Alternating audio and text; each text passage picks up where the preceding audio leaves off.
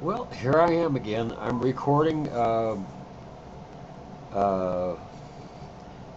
on-screen movie for my favorite class, Web 2.0. Keith, Deb, Gail, Marta, and Keith, Deb, Marta, Keith, Deb, Marta, Gail, Keith, Deb, Marta, Gail, and who am I missing? Oh, I feel so bad. Keith, Deb, Marta, Gail. Well, when I remember your name, I'm going to repeat it over and over again, okay? I don't have any notes in front of me. You're a very good student, I do recall that. Okay, um, what I've got on the screen here just really means nothing. Uh, I wanted to show you something really interesting here first. First of all, this is the first video that you should watch. It's a little simpler than what we plan on getting into later when we talked about installing on Bluehost. Well, actually, that's the simplest, but we talked about installing Joomla. Well, first of all, installing Xampp on your Windows-based computer. There is another program besides Xampp that will work on Mac-based computers. But what that program does is once you've installed it, it configures your computer without taking up a lot of space or messing it up. It configures it to run the server extensions called PHP, and those web server extensions, they run on and work with the Apache web server, which will install on your computer. Apache is the #1 web server out there on the internet. And the other piece of software, it's more than a piece, is a database, and it's MySQL database. Now, what's really neat about some of these open source programs and programs that aren't open source that you have to pay a lot of money for is they're database driven programs. Um, let's say you install the VirtueMart e-commerce store on top of your main website, which is Joomla, and you've got these two installations complete, and you need a way to track your prices, your product descriptions, your long product descriptions, your customers, people who just log into your site and register, people who leave you their email addresses, people who elect to receive newsletters from you, your customers, your customer orders. That's what the database part is for, just roughly. So that's what Xampp does, those three things. It installs the Apache web server, it installs the PHP extensions, and it installs MySQL. It's really cool. I hope that demo goes well. But first things first here. Um, I didn't mention anything about this too much, but you remember our mind map that we had here? I'll open up a little bit more.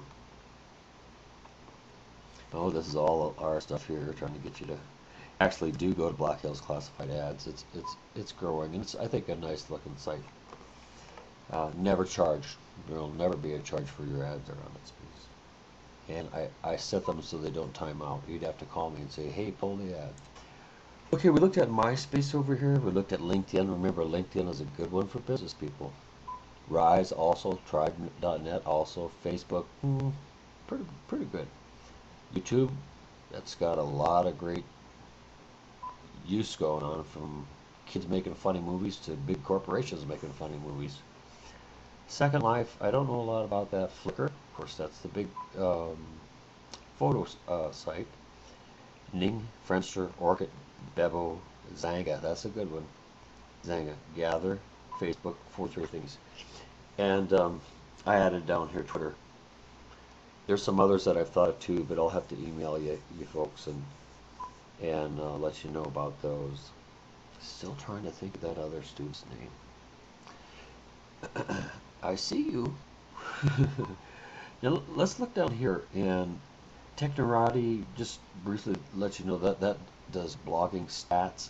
And another one that we want to add to blogging info, I'm going to do that right now.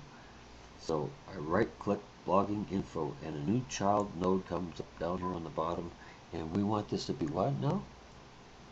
We want this one to be,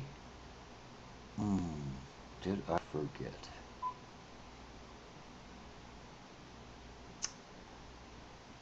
Isn't that something? Sorry about that. That was another blogging tracking software. But let's just close that little guy out, and let's go here to blogger.com.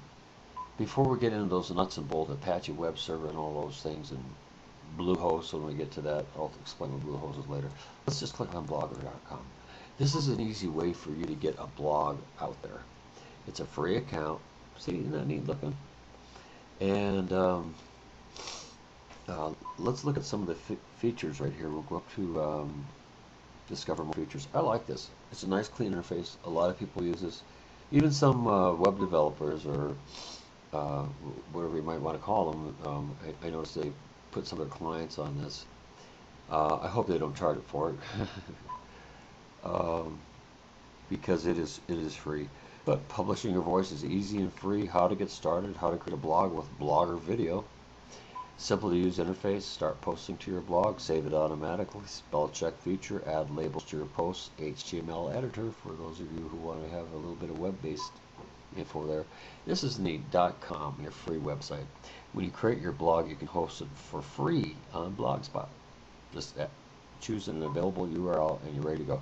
You know, it's kind of like, you know, I don't call it substandard. It's nice, clean, it works, kind of like GoDaddy and things that they offer. One thing that I noticed about GoDaddy when we dealt with them before and dealt with a lot of others that are really reasonably priced, they're not really catering to so much to people who are deep into the programming and have to produce specialized results for our clients. I know there was one site similar to that. This is just off to the side, but in order for us to write the PHP code for this particular site that someone had bought from GoDaddy or someone, well, first of all, I came to a little tiny box where I had to enter all this text. You know, it was about 2 by 2 inches. And I had lines and lines and lines and lines of code. So I called up support and I said, well, how much does it cost for me to be able to edit and do PHP on your site? And they said, that's $76 a month. So that's, you know, if you plan on expanding, if you're just starting out, GoDaddy and sites like that are great. It's super, but when you plan on expanding, you're going to have to spend a little bit more money. Okay, let's go back to here again. Customizing your template. Many templates for your blogs. I like this. In fact, I'm going to post one here sometime. But remember what I said when we had our class? I said, first of all, get out there and read blogs. Read the blogs. Read the blogs. Technorati, that might be a good place for you to start to find blogs that you want to read. There's Google Blog Search. That's also on Mind Map. Look up topics and start reading what other people are writing. And you know, that inspires you. Reading. A good writer is a good reader. And you don't have to be a great writer. Just write something interesting and keep them coming back by refreshing the content. Okay, I think that's probably about what we're going to do. It's not that I'm just pushing Blogger. There's a lot of other here. You do the same things on basically all of these other sites. And I'll be adding to the sites and updating them. This is, remember, the blogging info. And, well, I hope you enjoyed this first session. Thanks.